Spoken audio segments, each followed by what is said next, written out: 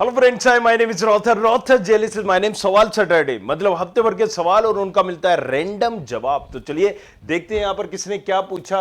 नरेंद्र कबीर ने पूछा एचजीएसआईटी इंदौर की फीस कितनी है आईटी ब्रांच में। देखो आईटी ब्रांच एक सेल्फ फाइनेंसिंग ब्रांच है, इसलिए इसकी फीस दूसरे से अगर हम बात करेंगे तो थोड़ा सा कम ज्यादा होगी। राइट, सो हमेशा याद रखिएगा एचजीएसआईटी में ब्रांचेस वाइज आपकी फीस ज्यादा हो जाएगी। जैसे यहां पर दिया गया है CS double IPEC CS mechanical EI की यहां पर ट्यूशन फीस पर सेमेस्टर 33,000 है। राइट, अदर चार्जेस अगर हम मिलाएंगे तो और टोटल सेमेस्टर फीस आपकी हो जाएगी 52,000 एंड सेकेंड सेमेस्टर में भी 51, मतलब टोटल कैलकुलेट करोगे 1,03,000 रुपया। जी हाँ भैया, राइट, यहां पर किसकी सिविल मैकेनिकल की, डबल ई की, आईपी की, ईसी की, सीएस की। But IT and biomedical branch के लिए फीस ज्यादा है क्योंकि ये सेल्फ फाइनेंसिंग ब्रांच है। राइट, उसमें लिखा भी आता होगा कि self financing branch and that's the reason आपको मिलेगी 47,000 और बाकी सारे चार्जेस मिला के 66,900। मतलब आईटी ब्रांच अगर आप यहां पर ले रहे हो तो आपको करीब करीब ये 1,30,000 से ऊपर पड़ जाएगा। 1,30,000 आपका ये सारे चार्जेस होगा। बाकी एफडब्ल्यू के लिए 19,400 अगर आपका ट्यूशन फ्री वेवर में होता है तो 19,400 रुपए आपको कहीं ना कहीं लगेगा।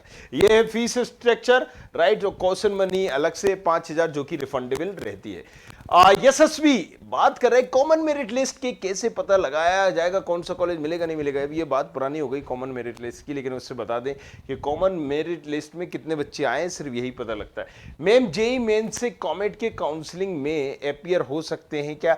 देखिए सीधी सी बात आपको समझना होगी, जेई मेंस एक एग्जाम है जो बहुत सारे कॉलेजेस एक्सेप्ट करते हैं, बट स्टेट के भी एग्जाम होते हैं।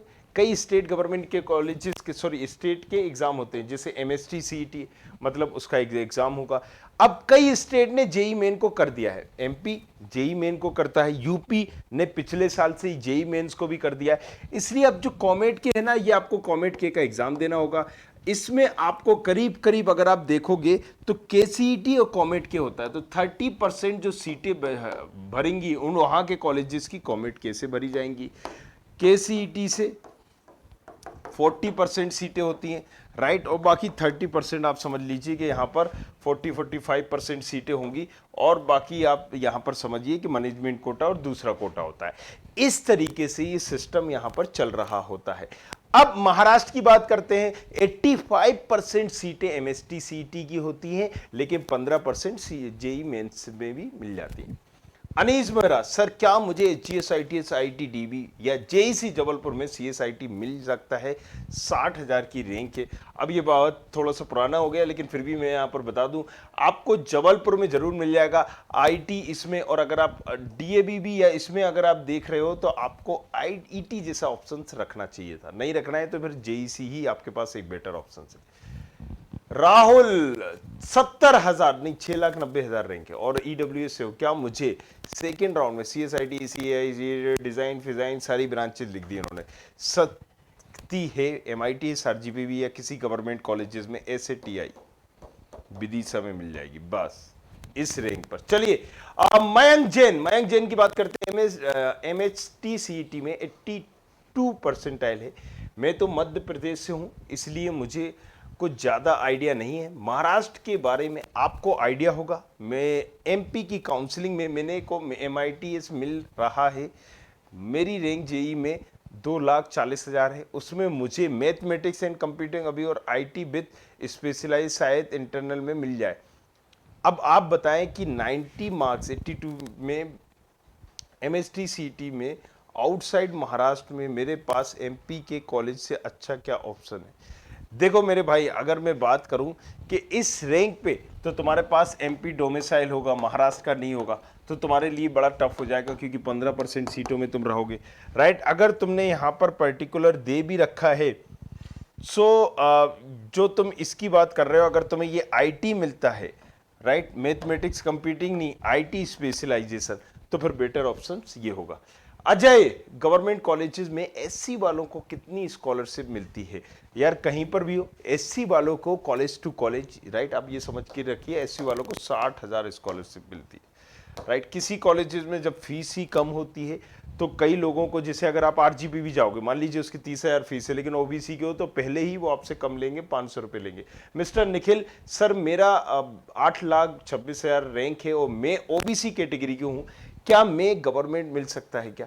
8 लाख की रैंक में गवर्नमेंट मिल सकता है, कोई भी दिक्कत यहाँ पर नहीं है, लेकिन आपको चूज करना पड़ेगा कि आपको क्या चाहिए, राइट। तो आपको गवर्नमेंट में कई मिल जाएंगे, जैसे आरजीपीवी में आप ऑटोमोबाइल, राइट, और पेट्रोकेमिकल मिल जाएगा। एमआईटीएस अगर आप चाहोगे तो केमिकल मिल जाएगा, ऑटोमोबाइल इसमें आप लिख सकते हो। सती में कई सारी ब्रांचेस आपको मिल जाएंगी, इलेक्ट्रिकल, मैकेनिकल, सिविल, ईआई जैसी ब्रांचेस मिल जाएंगी। चलिए, मिस्टर निखिल पूछ लिया। चलिए, मनीष गुप्ता, मेरी रैंक है 2,48,000, ओबीसी विच कॉलेज प्रेफर में, but I want only government college. अब टाइम निकल गया इसका, लेकिन मैं आपको बता दूं इस रैंक पर आप यहां पर इंफॉर्मेशन भी देख सकते हो, school of information technology, MITS देख सकते हो अगर सीएस से रिलेटेड ब्रांच चाहिए, अदरवाइज बाकी सारे कॉलेजेस मिल जाएंगे। तो ये तो रहे सवाल, बट अगेन अभी क्योंकि सेकेंड राउंड का जैसे ही रिजल्ट आएगा हम सब लाइव साहब आएंगे, उसके लिए आप अपने सवाल पूछ लीजिए। किन टॉपिक पे वीडियो देखना चाहते हो नीचे कमेंट करो।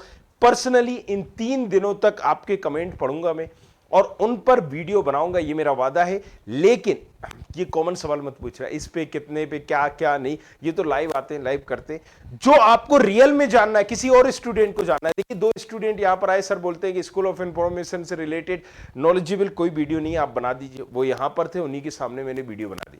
अब वो बाकी लोगों ने देख ली, कितने लोग उससे इंस्पायर होकर उस कॉलेजेस को लिया होगा या देखा होगा, दैट्स द रीजन मैं आपसे भी बोल रहा हूं यहां पर, राइट।